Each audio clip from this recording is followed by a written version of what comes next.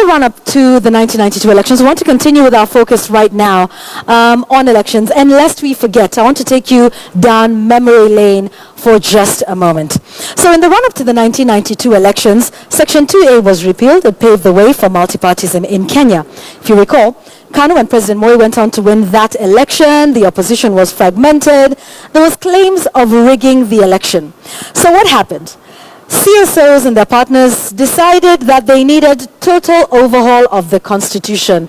This motto came up: no reforms, no elections. That was the campaign that was put together, and it was done so by what was then known as the anti-Moi forces. They came together as the National Constitution Executive Committee and the NCA, the National Constitution Assembly. No reforms, no elections. Total overhaul of the constitution. This is what was being asked for after the 1992 general election. So what happened? This pressure by the NCAEC and the NCA then got to KANU. And KANU decided, as a result of pressure from this, to go back to the drawing board, and thus IPPG, that's the Inter-Parties Parliamentary Group, was formed. The idea of this was minimum reforms to level the playing field before the 1997 elections. Now, of course, constitution of the ECK, or the electoral body at the time, was just one of them. Others included the repeal of the infamous Chiefs Act, and also talked about a possibility of a government of national unity after the elections. But for the purposes of our discussion tonight, let's focus on the idea of the constitution of the Electoral Commission. Now, at the time, several meetings were held. There was a committee. I'd like you to take a listen to what Dr. Mukisa Kitui had to say. This was at the second IPPG committee meeting in '97. Take a look.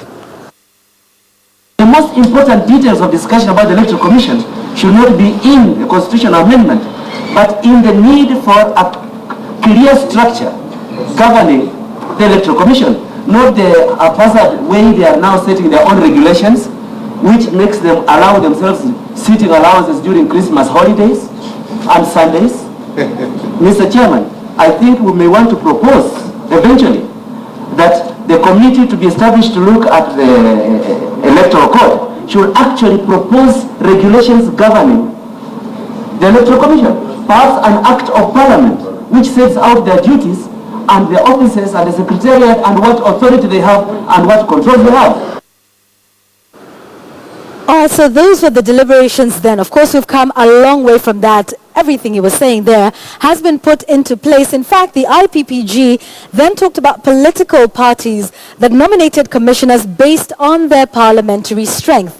That did take place. Of course, there were other issues that were reneged. And remember, there were some political parties that were not happy with the IPPG. But then this is what happened. We had several political parties. Now, the reason we're talking about this today is because many say we might want to go back to IPPG style to resolve the stalemate we're seeing now between CORD and the IEBC. But if you listen to Professor Anyang' Nyong'o, then you will hear a lot of similarities between what is being said today and what was being said way back in 1997. Here he is at the same second committee IPPG meeting in 97. An election cannot be democratic. It is in that spirit that I think that we are proposing certain legal and constitutional changes prior to the election. Now, with regard to the election code of conduct, whatever code of conduct we put down, they will not be operative or effective unless the people of this nation have confidence in the Electoral Commission. Sounds very similar to what we're hearing in the year 2016, doesn't it? So, lest we forget, we have been here before.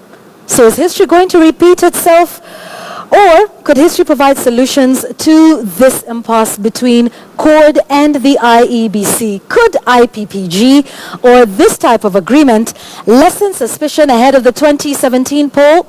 Time will tell as we wait for those court sit-ins that continue Monday here in Kenya. That is your trip down memory lane on Lest We Forget tonight. Let's take a short commercial break. We'll be right back.